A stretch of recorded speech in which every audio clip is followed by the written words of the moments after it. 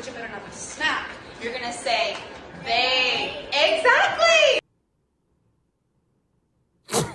Sorry.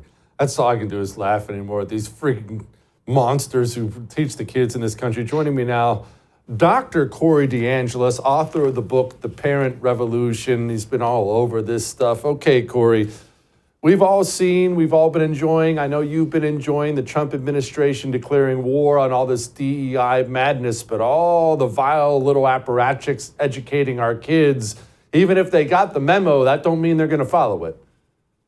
Yeah, exactly. This is a total narcissist here in the video, Mix Crystal. I mean, it's a she, and she's inflicting her own imagination onto the children. They could be using that time to learn how to read, write, or do math, but instead she's just brainwashing the kids, and the kids are just like, she's like, do you know what mix means? They're like, no. You can hear them in the response. But this is free advertising for homeschooling. Do you want to send your kids to this individual where they're not going to focus on the basics? They're going to explore their fantasies with the young children. I mean, look at her jumping around. She looks like she's just so self-absorbed. It's all about her. It's not about the kids and learning how to read. And why is she wearing a shirt that shows her belly? It's just inappropriate as well for being in the classroom.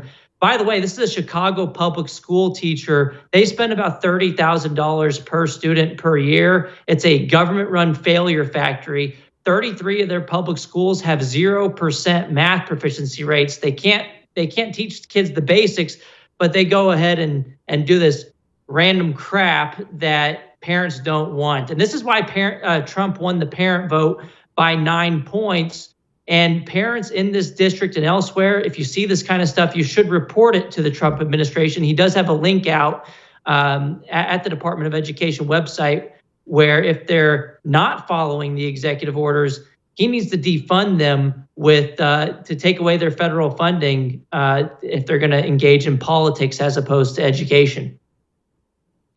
Speaking of the elsewhere you just dropped right there, I can almost see people rolling their eyes because, of course, it's Chicago and the United States of America. We're used to Chicago being kind of the wackadoodle left-wing epicenter of everything, but this kind of stuff takes place in Texas. Texas's House Democrats, the chair, here he was. How do we tell people we're going to take your money and give it to rich people so they can send their kids to private school, so they don't have to have their kids with your kids?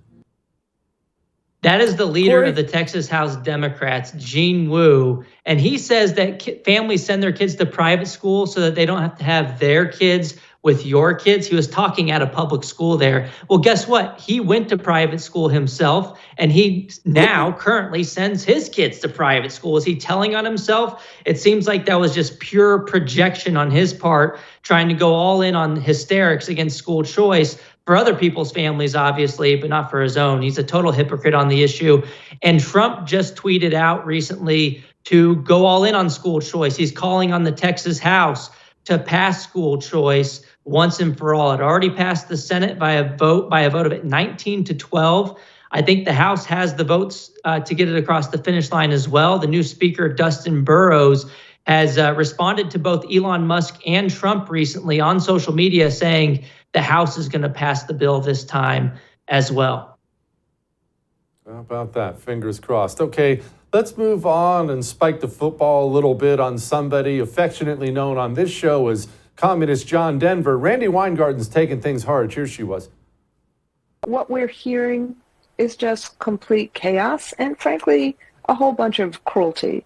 Because at the end of the day, you can make departments more efficient. And I'm not a big believer in bureaucracy, but this feels like, as Elon Musk said to you, evisceration. So here's a guy who has hundreds of millions of dollars of contracts from these departments, and he's not touching them, but what he's doing is really taking money from kids who really need it in the field. And these departments, yes, they can be much more efficient, but that's what the education department does. It gives out money to kids so you can feed them a decent lunch, so we can have, tutors for reading, so you can actually help kids with math problems. That's what's going on right now. Corey, is that what the education department does? The Department of Education doesn't even run the federal lunch program. She doesn't know what she's talking about. And she just has a severe case of Trump derangement syndrome, because the bill in Congress right now would send the money back to the states. The money doesn't just disappear. You just stop paying her lackeys in D.C. at the Department of Education. There's 4,400 employees pushing paper, not doing a bunch of anything, making six figures. Randy herself makes over $500,000 a year. And she's previously said on MSNBC that the federal government shouldn't be running education, that the localities should be running education. She accidentally made the case for abolishing the Department of Education. And there's a bill right now by Senator Mike Rounds in Congress. He's the Republican from South Dakota, and that would literally send the money back to the states using the Treasury Department in the form of block grants, and things like civil rights protections that would move under the Department of Justice, where it should be in the first place, and things like Pell Grants would go under the Department of Treasury, scholarships for college.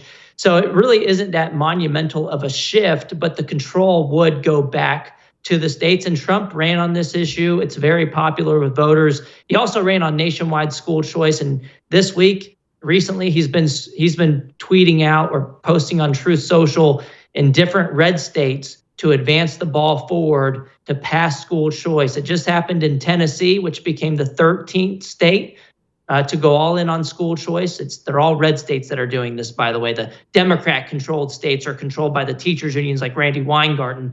And so even though the voters support the policies in places like California and New York, the unions have a stronghold, and they're a money laundering operation for the Democrat Party. All of their contributions from Randy Weingarten's union goes to Democrats each year. It's ridiculous. Okay, Corey, I actually want to wrap up and talk about that, because that brings me to my final point here. School choice is wonderful. It very clearly has the momentum, really in large part thanks to you. I know there's been a lot of people working on it. You've been all over this. But the blue states like California, there are more Republicans in California than any other state. But it's blue. It's run by the dirty communists, and that's not going to change tomorrow.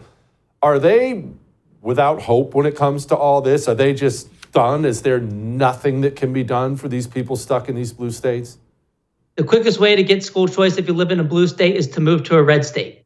Move to Florida, move to Texas, but no, more realistically, if you want to stay in California, push for the Educational Choice for Children Act. It's a bill in Congress. It's a federal tax credit. It's not federal money following the student. You get to keep more of your own dollars that don't go to the federal government in the form of a tax credit to be used for education expenses. This is supported by Donald Trump. He said he'd sign the bill. It already passed out of committee in the U.S. House of Representatives. The Speaker is on board, Mike Johnson, and also the Senate President, John Thune, the Majority Leader in the Senate, is also supportive of the legislation. So Republicans have a trifecta. They need to use it, pass school choice, get it done.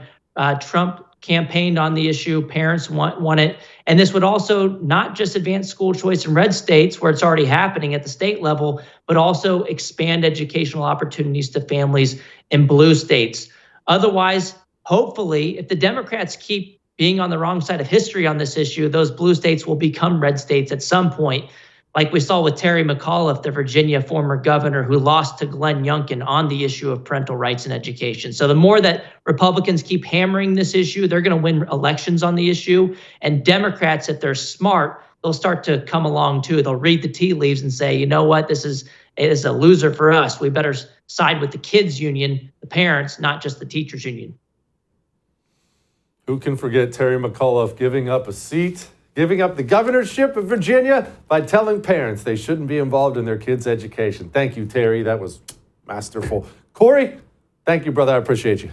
I would thank you for coming to my YouTube channel, but I know how brilliant it is, and I know you love it here. So subscribe and watch. We're going to start really ramping things up and putting some funny stuff, some interesting stuff out there, some collaborations. Either way, my YouTube channel is officially the place to be. So stick around.